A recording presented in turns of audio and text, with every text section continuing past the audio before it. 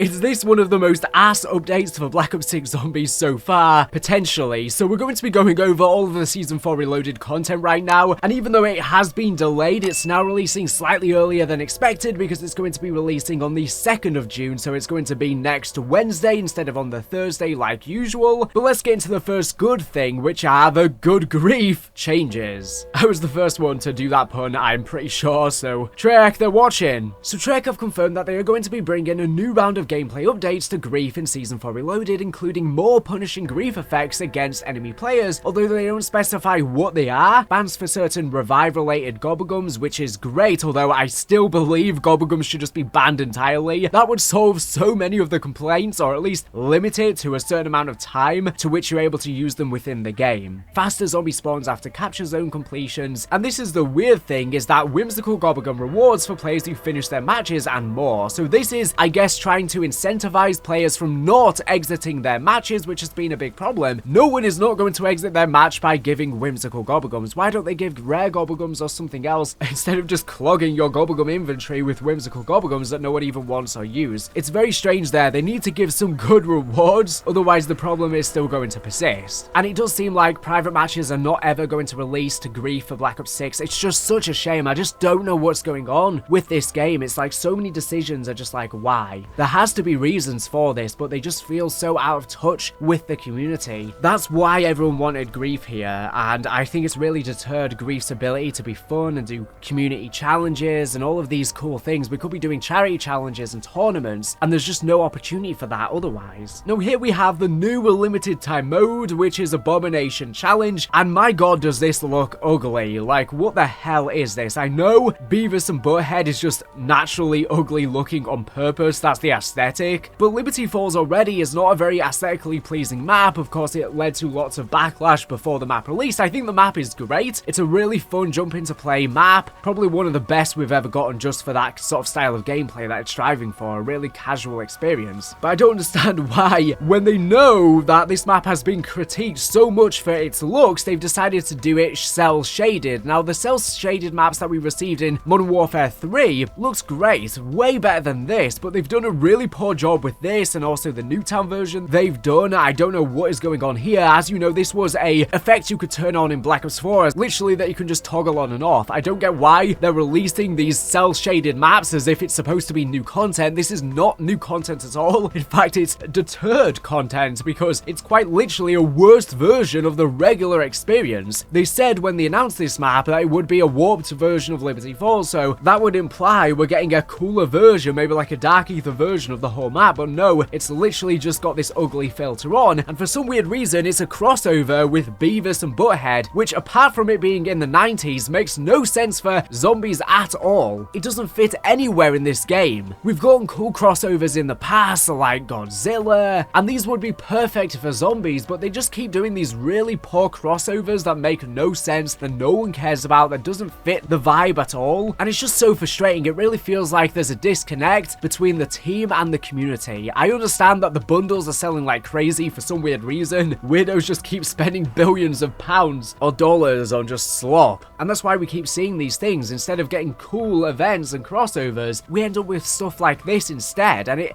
really does make me sad. And what I feel like is going on here is the marketing team at Activision are probably in touch and reaching out to all of these big brands and IPs, and they're sort of organizing these things and these deals, but not really in touch with the developers themselves, and then they make these deals for however X amount of money, and then they just lay them on the developers and say, do with this what you can, somehow make it work, so then the zombies team are somehow forced to make a mode that doesn't make any sense at all with what the mode is striving for. But anyways, let's get into the mode itself. So it's the Abomination Challenge LTM. Summon Mo by opening the doors to the Ether Church, then defeat Mo. And Mo has some unique abilities. As an Abomination HVT, he will gain resistance then immunity to a weapon repeatedly used on him. Mo's charge attack also holds a secret. So available flow mode cell shaded map, restricted quests, Easter eggs, exit strategy, gobblegum. So yes, you cannot exit via exfil, you have to complete it, and the Easter eggs are disabled. I've seen some people complaining that the Easter eggs are disabled. It would be fun to have them enabled, but I guess it doesn't really make sense with what this mode is striving for. It's literally just a very simple mode where you just sort of jump in and defeat this boss. That's kind of all it really is, and it's only on Liberty Falls. Enter a cell shaded version of Liberty Falls in this this chaotic and seriously challenging limited time mode, your match begins with a baseline of classic round-based zombies, available for crews of 1 to 4 players versus zombies. The match ends when all players are eliminated. Mystery boxes can contain wonder weapons, takes place on the entirety of the Liberty Falls map. However, there's a twist, or in this case, a vicious, drooling red-mouthed abomination called Mo. This HVT is in a permanent state of fury, summoned from the dark ether when the church is opened. Your main and overriding goal is defeat Mo, the HVT abomination. Exfil is disabled until the HVT is defeated. So yeah, you basically have to defeat this big boss. Hopefully it's fun and challenging. I guess it's just going to probably be or feel like defeating the Mega Abomination Modern Warfare zombies. I feel like it's literally just going to be exactly like that. You kill it and exfil. So the mode is very gimmicky. It doesn't have longevity at all, which does make sense, I guess, in this case for it being a LTM. But honestly, I feel like this mode is going to be really annoying, especially with it being a Beavis and Butthead crossover. Additional modifiers: expect a variety of snacks and enemy-based modifiers as you desperately try to gain the upper hand against the undead onslaught. Rounds turn faster. Expect cranked or rampage inducer rates of enemy spawning, so that's cool. This is going to be a very hectic mode that's just going to get very crazy very fast, and there's going to be food and stuff that you can get as well if you've played Outbreak Survival or the other mode that we had before in Black Ops 6. Additional enemies are added to Liberty Falls, including amalgams, doppelgas, elder disciples, shock mimics, and toxic zombies. So essentially it's going to be a very difficult, very fast-paced, very hectic mode. I do think it's going to be somewhat fun, but I also think it's going to be almost too chaotic. This sounds insane with all of the bosses from all of the maps. It just sounds like something you probably are going to do, you know, a few times, and you're not going to want to keep on doing, just because it gets your adrenaline pumping so much so that it's almost too much. I don't know what the replay value of this is going to be at all. I don't think it's going to really have much. The LTMs just have not been great in general. So additional features: the Abomination Challenge LTM utilizes a modified version of the Zombie Snacks rule set for health, meaning you need to secure snacks dropped as ground loot to increase your health once you've taken damage. The players do not lose energy by moving. There is no refrigerator power-up. Flow state is available, assuming you can slay enough of the undead without taking damage to activate it. Disabled features are save and quit, the main quest like I said before, Easter eggs, rampage inducer, exit strategy, gobblegum, idolize, gobblegum. So yeah, it makes sense for the main quest to be disabled, but to be honest, they should still at least leave some of the side quests. Mo problems. Mo, the HVT abomination, is a force to be reckoned with. He has an extremely mean disposition, inflicts the maximum damage at all times, has an impressive constitution, loves to sprint at foes as often as possible, doesn't like the taste of equipment, and it's said he headbutts you with such force that your perks are knocked out of you, landing on the ground, which begs the question, how exactly do you mow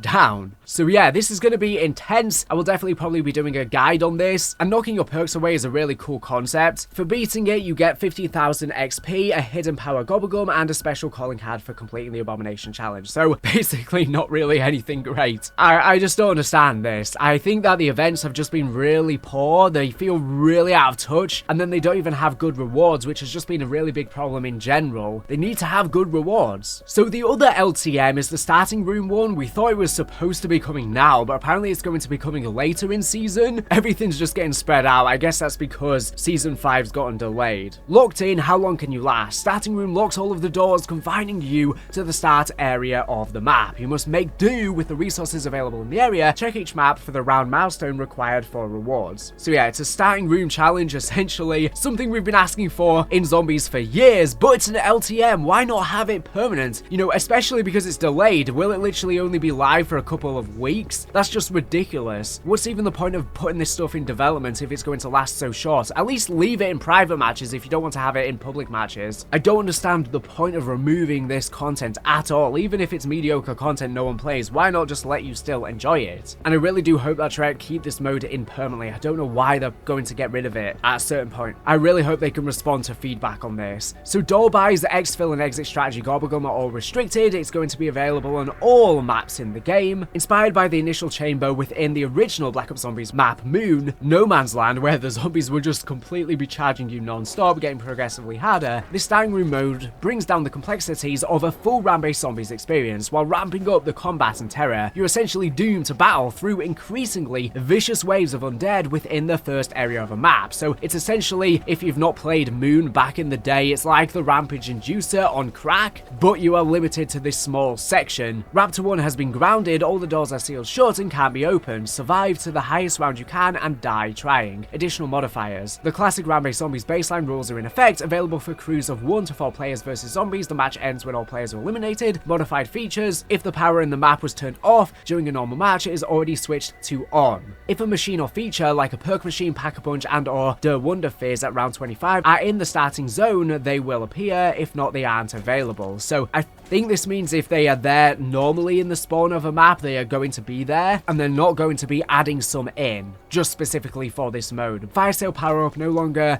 drops randomly from fallen zombies. Random perk power-up has been added to randomly drop from fallen zombies, and this is going to be the main way you get perks. Door buys and exfil are disabled, there's no way out. And for some reason they're doing the shell-shaded thing for these maps as well. Why? It's so ugly, I don't get it. What are they doing? It's like they think this is content, but it's not a different version of the map. You're literally just putting an ugly filter on it. Just leave it as it is. Like, that's not why people want to play this mode. I don't get it. I really don't get it. Just give it as an optional choice you can toggle on and off like we had in Black Ops 4. Anyways, you can see it looks like dog shit. I don't get it. I really don't get it. So Liberty Falls is deemed as a medium version, as you're just going to be on the abandoned rooftop, the pump and pay, the motor lodge, the start of the East Main Street. Obviously, the spawn rooms nowadays are very big compared to what we had in the past. I mean, can you imagine doing this in Shadows of Evil? So you're going to have a lot of area here. The features and machines are the mystery box, the ammo cache, the dark ether field generator, the GS45 wall buy, the DM10 wall buy, rampage inducer, gobblegum machine. Terminus is a small spawn room, which is just the holding cells, elevator, guard station, and security overlock. The features you have are the GS45 wall buy, the technical trap, the ammo cache, the rampage inducer, and the gobblegum machine. Citadel de More is a medium size spawn, town square, tavern cellar. Features and machines, mystery box, GS45 wall buy, ammo cache, a level 2 armor vest, arsenal, crafting table, Der Wonder Fizz round 25 onwards, rampage inducer, gobblegum machine. The tomb is a large spawn room and it's a very open one, which is the dig site and the Roman mausoleum. Features and machines are the Pack-a-Punch machine, which obviously normally it would spawn in the Nexus first or here. So this is going to make things really helpful. This will definitely be the one that's probably the most fun. The mystery box, the level 2 armor vest, the arsenal, the ammo box, PhD flopper perk machine, war by marine SP, rampage inducer, and gobblegum machine. So this is going to be great. Shattered Vale is a large spawn room with the garden pond and lower terrace. Features and machines are the GS45 wall buy, ammo cache, dark ether field generator, mystery box, rampage inducer, gobblegum machine. So the rewards for this are: expect a pack of 5 gobblegums, a high value gobblegum, and 15,000 XP to be rewarded the first time you reach an impressive round milestone. What is that milestone? Well, it depends on the map, so they have not specified. We'll have to find that out on release. But yeah, nothing too crazy in terms of rewards. I mean, you're probably going to have to use some good gobblegums anyway, so you're just getting back what you've used to be able to reach these milestones, especially if you're playing solo. Again, Trek really need to improve their rewards. Now introducing the zombie leaderboards event. Again, more problems with the mode here, because what's the point of having a leaderboard event when people are just going to be AFK, glitching? Rack up points, climb the leaderboards, outslay the competition during the King of the Dead leaderboard event, so we didn't really know what this would entail, but now we do, and this has been delayed as well. Your zombie eliminations count for more than simply your longevity. Play a match of zombies to get placed on a King of the Dead leaderboard, and then get eliminations to earn leaderboard points to climb the leaderboard and improve your position. Special elite and boss enemies score more points, so you'll want to set your sights on the biggest targets you can take out. And these images look cool, but I definitely think there's some AI going on here if you look at the zombies, but at least it's been edited a little bit better than some of the other ones in the past. The higher you climb in your King of the Dead leaderboard, the better your end of events rewards. Everyone earns something, but only the sharpest slayers will walk away with the best rewards. Want to be the top of the board, then keep moving, slaying them, and make every point count. Additionally, earning points will progress and complete event challenges that accompany the leaderboard and unlock rewards when completing. So it's hard to judge this mode until we get it, since we don't know what the rewards are just yet, and we don't know how they're going to curb people cheating, of course. But anyways, yeah, it doesn't really seem like a compelling update to me. I guess we're just waiting for Janice Towers now for the main thing, the main meat, and then we'll dive straight into probably Black Ops 7 Zombies marketing. But share your thoughts down below. Do you disagree with anything I've said, or do you think it's bang on? Anyways, thank you for watching the video. Make sure to subscribe if you're not here for latest and greatest Call of Duty news and information. So anyways, thank you for watching, and bye.